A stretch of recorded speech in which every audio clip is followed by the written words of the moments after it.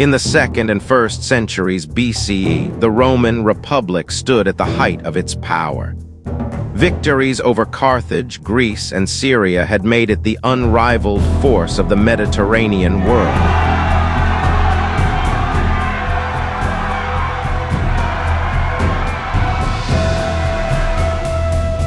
But this expansion came at a cost.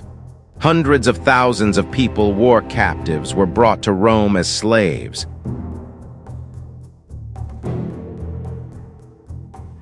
They worked in the mines, on the fields, and in the villas of the patricians.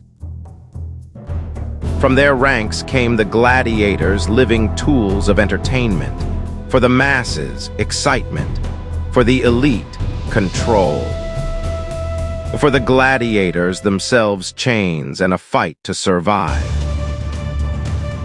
In 73 BCE, a rebellion erupted in the gladiator school of Capua. It wasn't the scheme of generals or the plot of nobles. It was an act of desperation. 70 slaves, armed only with kitchen knives and courage, broke through the walls of slavery. At their head stood a Thracian, a gladiator named Spartacus.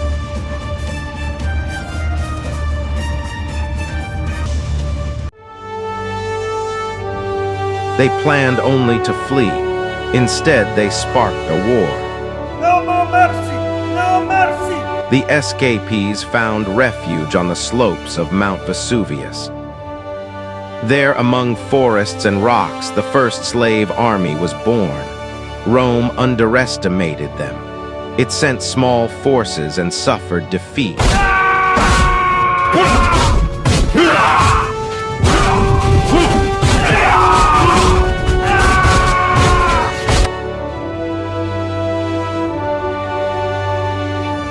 Spartacus proved to be not only a warrior but a brilliant strategist.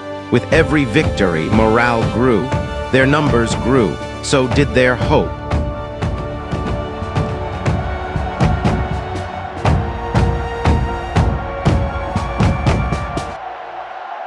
And the Senate began to fear.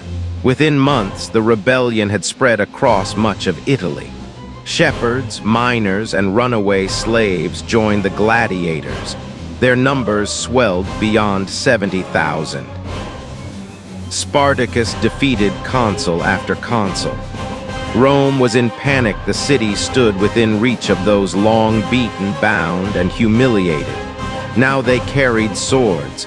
Spartacus wished to cross the Alps and return to Thrace, but many in his army wanted to march on Rome, to take revenge. That choice proved fatal. The Senate gave command to Marcus Crassus, a ruthless but effective man.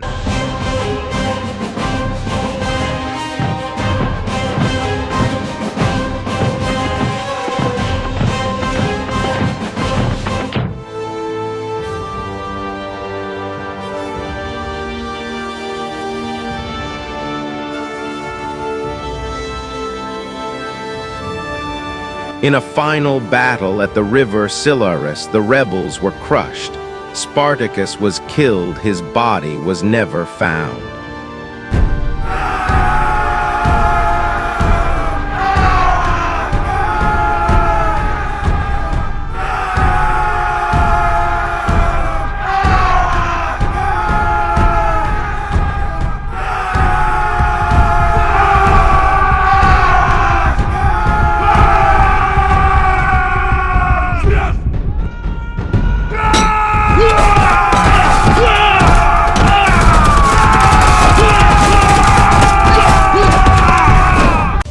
Those who survived found no mercy.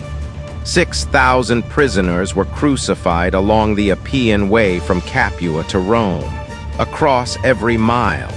So no one would forget what happens to those who raise their hand against the Republic. Spartacus was defeated, but his name endured. He became a symbol of resistance, a man who refused to be a tool of entertainment and chose freedom. History is written by the victors, but legend belongs to those who never surrendered.